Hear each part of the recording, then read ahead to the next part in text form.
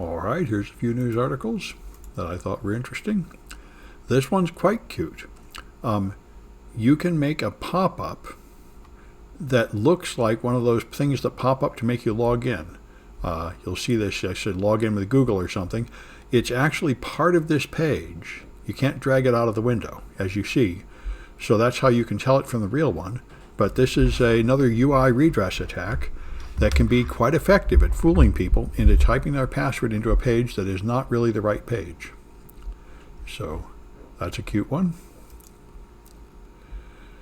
So hackers have hacked data from Russia's state-controlled pipeline company and dumped it. And what's interesting is Hillary Clinton called for this. She was not quite as blatant as Donald Trump, but there is a clip of the interview where she says, independent people could probably hack in and steal data, and that would probably be a good thing. So this is what the military of Ukraine also did. They called on amateur hackers to help them attack Russian targets. This is a legally problematic move. People who do this become military and therefore legitimate targets. They're no longer civilians when they are taking instructions from a leader in a country to attack another country. Although Hillary is not really a leader. But anyway, Trump certainly was a leader when he called on the Russians to do it.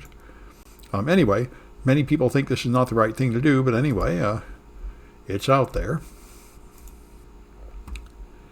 So Clearview is a facial recognition company, and they became very controversial a few years ago. They got some huge reservoir of data. I think they just scraped all the Facebook data. So they had everybody's face and name, and then they started selling this to police departments and everybody who would try to recognize people from the faces. And then it turned out, like all other facial recognition products, that it was very inaccurate. It fingered a bunch of people as being criminals when they weren't. It was especially inaccurate at detecting black faces. And everybody, after a few years of jumping on this, everybody panicked and canceled their facial recognition programs like Microsoft and said this stuff is just not safe enough to use. But Ukraine is now using it. And they say what they're using it for is, among other things, identifying dead bodies. And they say it's really quite good at that, even in cases where the face is damaged. And so, anyway, there's some, and they're also using it at checkpoints, and so we'll see what happens.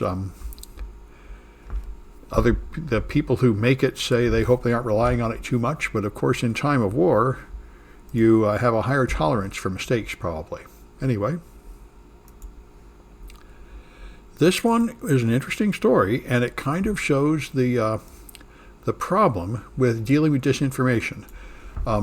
Trump's first impeachment was largely based on the idea that Rudolph Giuliani went to the Ukraine, and he got data there that there was some dirty dealings with Hunter Biden. And Trump thought that he could get more information about that, and that would cause Biden to be disgraced and lose the election. And that's what he pressured Zelensky to give him. And Trump said that was a perfect phone call because he was sure there was really dirty things going on in Ukraine, and it was perfectly justified to ask the president to investigate it. And one of the big pieces of evidence was this laptop that Hunter Biden had supposedly handed over to a repair shop and abandoned. The repair shop was found with all these incriminating pictures of him smoking crack and stuff. And at the time of the election, this was considered wild conspiracy theory disinformation, and you would get your Twitter account banned or something, punished for doing it. It would be punished by social media, and it turned out to all be true. There was a laptop. It really was Hunter Biden's laptop. It's really full of damning pictures of him doing drugs and stuff. And the New York Times, that's the New York Post, the right-wing paper, is justifiably giving the New York Times great criticism for this, saying they said this was all fake. They said we couldn't talk about it. They said it didn't exist. And now today they finally admitted it was real after lying about it for years. So that's the problem with disinformation. Often you're not really quite sure what the truth is, and the thing you'll punish as disinformation turns out to be true, at least to some extent. So it's a problem. Apparently, a lot of people share their Netflix passwords with other people, so they only have to pay for one account, and many people can watch it, and Netflix is getting fed up with this. It would be pretty easy for them to block. I would think they can just notice if you're viewing it from a different IP address. Although I don't know what they do if you travel to a hotel room or something. Anyway, they claim they're going to somehow prevent people from sharing, and they're going to have some official program where you pay a little bit more for the privilege of sharing. So we'll see what happens of that. So the Senate unanimously declared that we've just moved our clocks back for daylight savings time. We're just going to stay at this level, which is actually probably a pretty terrible idea.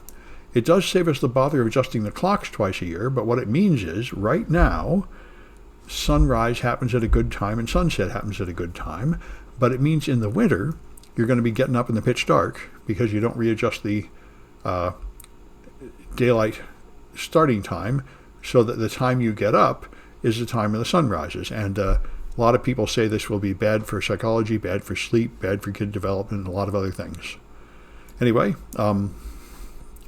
they're doing it. It has happened before, too. They did it in order to save gas back in the time of Nixon in the 60s, and people hated it and canceled it. So they're probably going to hate this and cancel it, too. The Federal Reserve approved their interest rate hike, and the reason why I thought this was worth looking at is it shows something which I've been watching. I've been interested in economics all my life. I took classes in it and stuff, and the federal funds effective rate in the 80s was around 10% to 18%, and then they started bringing it down to zero for the last decade, and an interest rate of zero makes no sense at all. An interest rate of zero means that paying for something is the same thing as not paying for it. That's impossible. In some parts of Europe, it actually went negative, which means you can pay for it later and it'll be cheaper than paying for it now, which also makes no sense at all. So anyway, it is logical they should start pushing it up.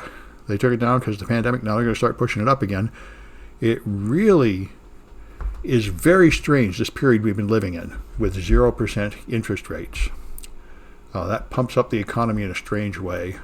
And it would be a lot healthier to get it up back to some reasonable rate like back here. Arnold Schwarzenegger is a real class act. And he has another video out. He puts these out every now and then.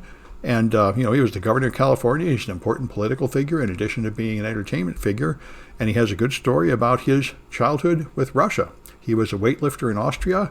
And at that time, the weightlifting champion of the world was Russian. And he traveled there to meet the guy. This guy here, the strongest man in the world. And he met the guy. It was one of his heroes. He had posters on the wall. So he says, it has a lot to do with the Russians. And he's saying, that the Russians need to stop what they're doing. They're destroying their country. They certainly are. And they don't even know what their leader is doing. If you care for the Russians, this is, in fact, a total disaster for the nation of Russia, as well as Ukraine, and for a lot of other people, too. This one is kind of fun, and it looks like I got a minute or two. This was one I mentioned, I think, in a previous class. This was a hack that stole a whole bunch of money on the Solana blockchain, and it's incredibly simple. What happened is, there are in order to print money on the blockchain, there were two conditions. You had to have a valid signature, and the signature had to come from a guardian. But the code should have said the first check and the second check. Both had to be true, but what they used was equals instead. So if you were a valid signature from an authorized person, that would pass. But if you were an invalid signature from an unauthorized person, both conditions were false, and that would also succeed. So that's an appalling mistake. And that led to a bunch of money getting stolen. And there's tons of this going on in the cryptocurrency space. And this is a video. I'll throw it in the chat if you want to see it. If you haven't seen Rachel Toback's videos, they're very good. Rachel Toback is a social engineer, and she runs a consulting company, and she does a lot of spectacular hacks. And here she hacks into a billionaire's account. She has just practiced fooling people. She can call up. She does research until she finds like his financial advisor, his name, and gets somebody that sounds like him, calls up, pretends to be him. She calls people on the phone is mainly how she does it. Is anybody else? Is the audio not working? It looks like it's working here. Let's see. Yeah, it's working. Good. Okay, thank you. Good. Yeah. Good. Thank you. I'm glad you people tell me you can hear me. That's good. Anyways, so you should check this out if you haven't seen her videos. They're very good. She can call up anybody and trick them into doing anything stupid on the phone, and knows all the tricks. And that's the a lot of companies pay to be this sort of pen test where you find out how much danger you're in from this non-technical attack. Somebody just calls up people on the phone and persuades them into doing the wrong thing. Yep, you'll need to fix yours. There is an adjustment. If you look at your Twitch, you hover over it, there are settings here. And over here is a mute button on the left. So try hovering over the picture and look on the left. There might be a mute button you can unmute. All right, I'll stop.